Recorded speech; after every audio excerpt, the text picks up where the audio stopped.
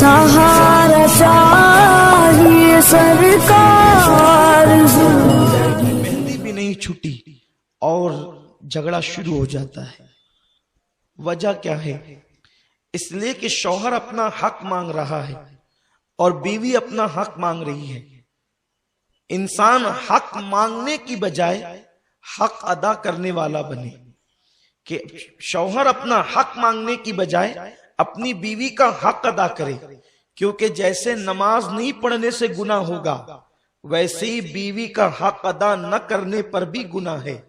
मगर एक खास बात मैं आज यहां कर देना चाहता हूं, उलमा की मौजूदगी में, मुफ्तियान किराम की मौजूदगी में, अगर किसी से नमाज छूट जाए तो अल्लाह उसको माफ कर देगा। उसमें और किसी का कोई मामला नहीं है। ये मामला सिर्फ अल्लाह और बंदे के दरमियान है। नमाज छूट गई, अल्लाह चाहे तो माफ करे, चाहे तो सजा दे। लेकिन अगर किसी ने अपनी बीवी का हक अदा नहीं किया और उस पर जुल्म किया, उसकी हक तलफी की, तो अल्लाह माफ नहीं करेगा उस वक्त तक जब तक उसकी बीवी माफ न करे। शौहर सोचता है कि 1000 बार मेरी बीवी मुझसे माफी मांगे, लेकिन मैं एक मर्तबा अगर उससे माफी मांग लूंगा तो मैं मर्द ही नहीं रहूंगा। इसलिए कि मर्द का मतलब, आज के माशरे में एक जहन है जिसकी आस्तीन हर वक्त चढ़ी रहती है, वो मर्द है। घर में आने के बाद जो हर बात डांट कर करता है वो मर्द है। घर में आने के बाद बीवी पर जो जुल्म करता है वो मर्द है। जो अपने हाथ से उठकर पानी नहीं ले सकता हो वो मर्द है। उसे पानी भी मांगना है तो वो अपनी बीवी से पानी मांगेगा। उसे खाना भी मांगना है, वो अपनी बीवी से खाना मांगेगा।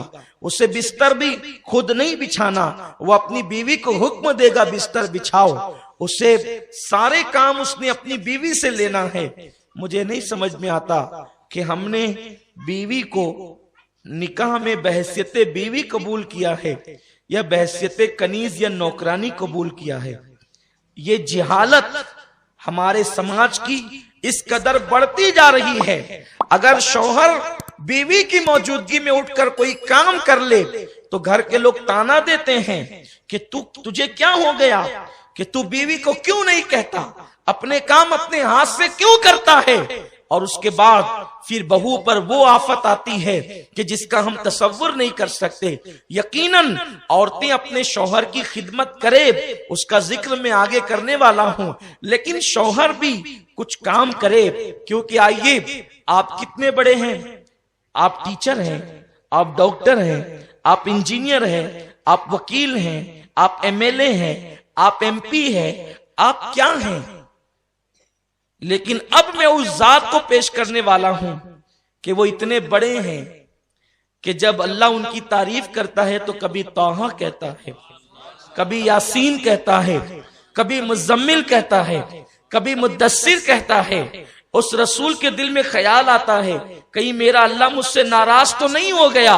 तो उस वक्त मेरा रब अपने हबीब को यूं तसल्ली देता है, वद्दुहा वल्लैल इज़ा सजा मा वद्दअका रब्बुका वमा क़ला। ऐ मेरे हबीब, तेरे चेहरे की कसम, तेरा रब तुझसे कभी नाराज नहीं हुआ, तेरे रब ने कभी तुझको छोड़ा नहीं है। मेरे प्यारे आका अलैहिस्सलाम के प्यारे दीवानों, वो रसूल इतने बुलंद हैं कि उनकी निगाहें उठती है तो किबला बदल जाता है। लेकिन उस रसूल की जिंदगी अगर तुम घर के अंदर देखोगे, उम्मतुल मोमिनीन यानी हुजूर की बीबियां अगर बीमार पड़ती है तो अल्लाह के रसूल अपने घर में झाड़ू खुद लगाते हैं।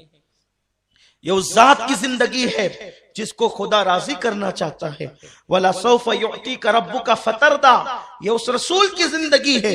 अपने घर में झाड़ू खुद लगाते हैं।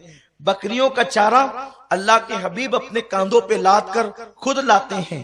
अल्लाह के हबीब सल्लल्लाहु अलैहि वसल्लम की शान करीमी ये है कि हुजूर अलैहि सलाम की बीबियों में सबसे छोटी उम्र में जो बीवी थी मेरे रसूल की, वो उम्मुल मोमिनीन अम्मा जान आयशा सिद्दीका थी। जब नई नई शादी होकर के आई तो कम उम्री में उनको आटा गूंदना नहीं आता था।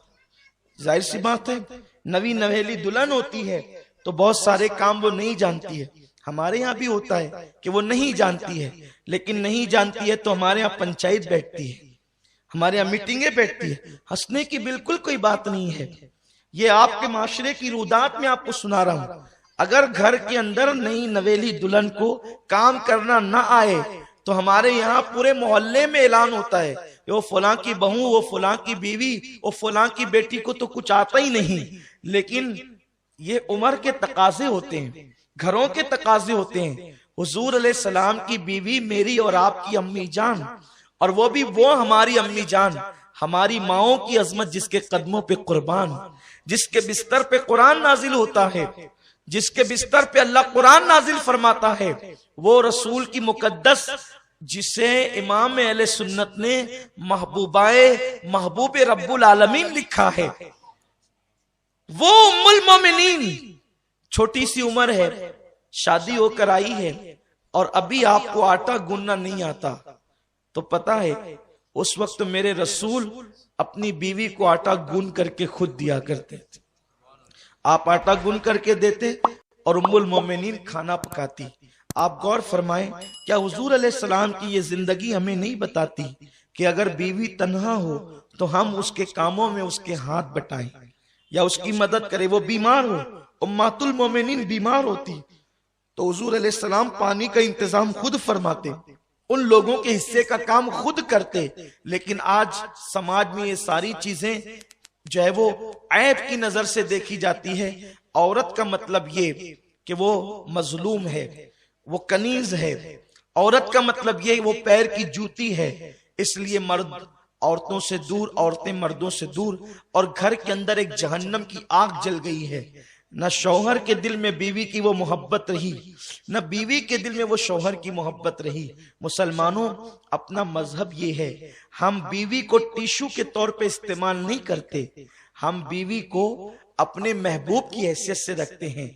और अपना मजहब तो कितना हसीन है कि बीवी जिंदा होती है तो हम बीवी के नाम पर शहर बसाते हैं, समरकंद और बुखारा की तरह, और बीवी मर जाती है तो उसकी मोहब्बत में हम ताजमहल बनाते हैं। पता चले आजकल शादियां होती है, लेकिन हमारे शहर में बिलखुसूस मालेगांव में गांव का नाम तलाक के हवाले से इस कदर बदनाम है कि यहाँ 15 दिन में 15 दिन की दुल्हन को कोई तलाक देता है, कोई 3 महीने 1 महीने की दुल्हन को तलाक देता है। मसल मशहूर है